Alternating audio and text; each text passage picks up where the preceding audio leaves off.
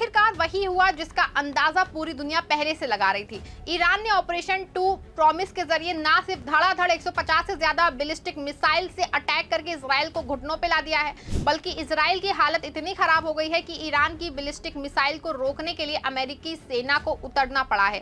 तेल अवीम को बचाने के लिए पूरी रात अमेरिकी सेना जुटी रही, लेकिन इसके बाद भी 6 से ज्यादा मिसाइल तेल अवीम में घुस के कोहराम मचा है। आपको बता दें क्यों अमेरिका को इजराइल के बचाव में उतरना पड़ा है और पूरे मामले में कैसे ये साबित हो गया है कि इजराइल तो एक मोहरा है, असली जंग तो अमेरिका और ईरान में हो रही है। ये सब कुछ हम आपको अपनी इस रिपोर्ट में बताएंगे, साथ ही इस पर भी चर्चा करेंगे कि कैसे इजराइल ने दोबारा एयर स्ट्राइक की है और उसके बाद अचानक भड़के ईरान ने जोरदार जवाबी कार्रवाई शुरू कर दी है। नमस्कार, आप देखना शुरू कर चुके हैं 4 PM और मैं हूं आपके साथ सिमरन। दोस्तों, 14 जून 2025 की रात जब पूरी दुनिया की नजरें मध्य पूर्व पर टिकी थी, ईरान ने जो है अपने ऑपरेशन ट्रू प्रॉमिस के तहत इजराइल पे सैकड़ों बैलिस्टिक मिसाइलों और ड्रोन दागे। यह हमला कोई अचानक नहीं था, बल्कि इजराइल की बार बार उकसाने की कार्रवाइयों का जवाब था। इजराइल ने ईरान के परमाणु और सैन्य ठिकानों पे 13 जून को हवाई हमले किए थे, जिसमें ईरान के रिवॉल्यूशनरी गार्ड्स के चीफ हुसैन सलामी समेत कई शीर्ष कमांडर जो हैं और परमाणु वैज्ञानिक शहीद हो गए थे। लेकिन इजराइल को शायद ये अंदाजा नहीं था कि ईरान का जवाब इतना करारा होगा कि तेल अवीम की रातें नींद हराम कर देंगे। आपको बता दें कि 2000 किलोमीटर की रेंज वाली 150 बैलिस्टिक मिसाइलों को ईरान ने तेल अवीम, यरूशलम और इजराइल के सैन्य ठिकानों पे दागी थी। बता दें कि ईरान की ये मिसाइलें कोई साधारण हथियार नहीं थी, ये थी फतह 110 और खैबर शिकन जैसी उन्नत बैलिस्टिक मिसाइलें जो इजराइल के आयरन डोम को चकमा दे सकती थी। और 14 जून की मध्य रात्रि के बाद ऐसा ही हुआ। तेल अवीम के आसमान में धमाकों की गूंज सुनाई दी और इजराइल का तथाकथित अजेय हवाई रक्षा तंत्र धराशायी हो गया। कई मिसाइलें तेल अवीम की वित्तीय केंद्र और सैन्य ठिकानों पर पहुंची, जिससे वहां भय और दहशत का माहौल बन गया।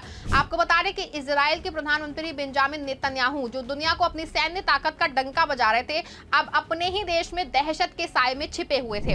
लेकिन माना जा रहा है कि ये तो सिर्फ शुरुआत है। नेतन्याहू ने गलत पंगा लिया है और अब उन्हें इसका खामियाजा जो है भुगतना पड़ेगा। बता दें आपको, 14 जून की रात को जब ईरान की मिसाइलें तेल अवीम की दहला रही थी, नेतन्याहू ने अपनी हार को पचाने के बजाय एक और गलती कर दी। इजरायली वायुसेना ने रात में ईरान के नतांज और तबरीज जैसे शहरों में दोबारा हवाई हमले शुरू कर दिए। वैसे तो इजराइल का दावा था कि वो ईरान की परमाणु साइट्स को नष्ट कर देगा, लेकिन ये हमले ईरानी जनता के हौसले को और बुलंद कर रहे हैं।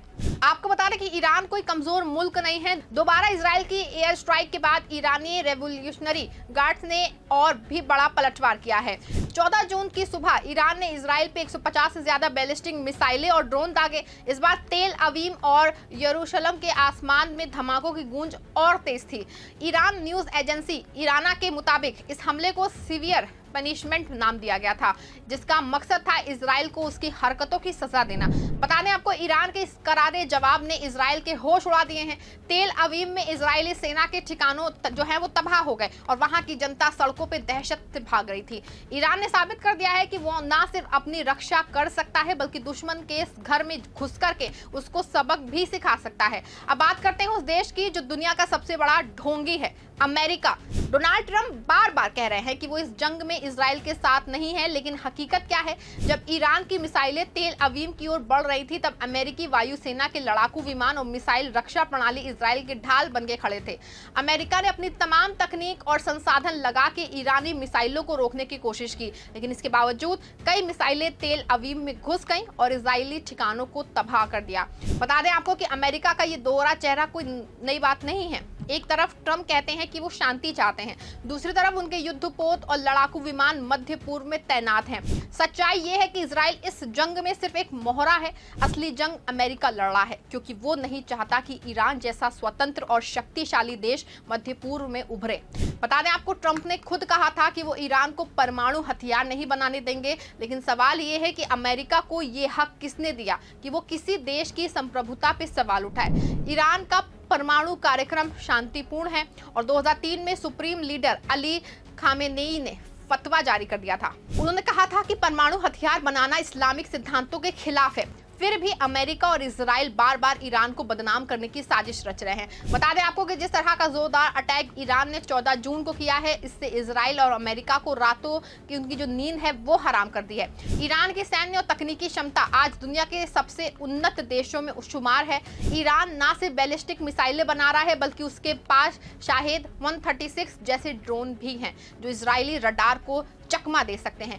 ईरान जो है वो हर महीने 50 बैलिस्टिक मिसाइलों का उत्पादन कर रहा है, जो इजराइल के पास मौजूद इंटरसेप्टर मिसाइलों की संख्या से कहीं ज्यादा है। आपको बता दें कि ईरान के पास 2000 किलोमीटर रेंज तक काम करने वाली कई मिसाइल हैं। इसमें फतह 110 और खैबर शिकन है। साथ ही ईरान के पास 5 लाख सैनिक और 3.5 लाख से ज्यादा रिजर्व हैं। ईरान की इस ताकत का राज है उनकी आत्मनिर्भरता। अमेरिकी प्रतिबंधों के बावजूद ईरान ने अपनी तकनीक और हथियारों का विकास किया। आज ईरान के पास वो क्षमता है जो वो ना सिर्फ इजराइल बल्कि मध्य पूर्व में अमेरिकी ठिकानों को भी निशाना बना सकता है। और यही डर है जो अमेरिका और इजराइल को सता रहा है। इजराइल और अमेरिका की साजिशें कोई नई नहीं है। सालों से वो ईरान को कमजोर करने की कोशिश कर रहे हैं। IAEA की ताज़ा रिपोर्ट जिसमें ईरान पे NPT उल्लंघन का आरोप लगाया गया वही पुरानी साजिश का हिस्सा है। लेकिन सच ये है कि ईरान ने कभी परमाणु हथियार बनाने की कोशिश नहीं की, फिर भी इजराइल और अमेरिका बार बार ईरान के परमाणु ठिकानों पे हमले की धमकी देते हैं। बता दें आपको कि अमेरिका इजराइल हमेशा से ईरान के खिलाफ साजिश करता रहा है। साल 2018 में अमेरिका ने JCPOA के हटने का जो है फैसला किया था। साल 2024 में इजराइल ने सीरिया में ईरानी ठिकानों पे हमला किया था। वहीं अब साल 2025 में ईरान के परमाणु ठिकानों पे इजरायली हमला किया है। ऐसे में इजराइल का मकसद साफ है कि वो नहीं चाहता कि मध्य पूर्व में ईरान जैसा कोई शक्तिशाली देश उभरे और अमेरिका वो तो बस अपने हथियारों का बाजार चलाना चाहता है। लेकिन इस बार ईरान ने इन दोनों को करारा जवाब दिया है। 14 जून के हमलों ने साबित कर दिया है कि ईरान ना झुकेगा ना टूटेगा। आपको बता दें कि 14 जून के हमलों के बाद पूरी दुनिया की नजरें जो हैं मध्य पूर्व पर टिकी हैं। ईरान के समर्थन में रूस और चीन जैसे देश खुल के सामने आए हैं। हिजबुल्लाह और हुती विद्रोहियों ने भी इजराइल के खिलाफ मोर्चा खोल दिया है। दूसरी ओर सऊदी अरब जैसे देश भी इस जंग में तटस्थ रहने की जो है कोशिश कर रहे हैं, क्योंकि वो जानते हैं कि ईरान की ताकत को कम आंकना भारी पड़ सकता है। पहले से ही रूस चीन ईरान के समर्थन में है। सऊदी अरब का रुख भी तटस्थ है। हिजबुल्लाह हुती भी इजराइल के खिलाफ मोर्चा खोल चुके हैं। ऐसे में माना जा रहा है कि अब ये जंग सिर्फ ईरान और इजराइल की नहीं है, ये जंग है साम्राज्यवाद के खिलाफ, अन्याय के खिलाफ और दमन के खिलाफ। ईरान ने साबित कर दिया है कि वो अकेले भी दुनिया की सबसे बड़ी ताकतों का मुकाबला कर सकता है और भविष्य की तस्वीर साफ है। अगर इजराइल और अमेरिका ने अपनी हरकतें बंद नहीं की तो ईरान का अगला पलटवार भी और खतरनाक हो सकता है। बता दें आपको कि 14 जून 2025 की वो रात इतिहास में दर्ज हो चुकी है। ईरान ने ना सिर्फ इजराइल और अमेरिका को सबक सिखाया बल्कि पूरी दुनिया को दिखा दिया है कि हक और इंसाफ की लड़ाई में कोई ताकत अकेले नहीं होती है। आपको क्या लगता है कि अमेरिका का पूरा खेल 14 जून को ईरान ने अपनी बैलिस्टिक मिसाइल के जरिए बाहर ला दिया है, और जिस तरह से तेल अवीव को बचाने के लिए अमेरिकी सेना को उतरना पड़ा है, उससे साफ है कि ये जंग अमेरिका और ईरान में हो रही है। इजराइल उनका एक मोहरा है और डोनाल्ड ट्रंप जो है वो अपने इस मोहरे को इस्तेमाल कर रहे हैं।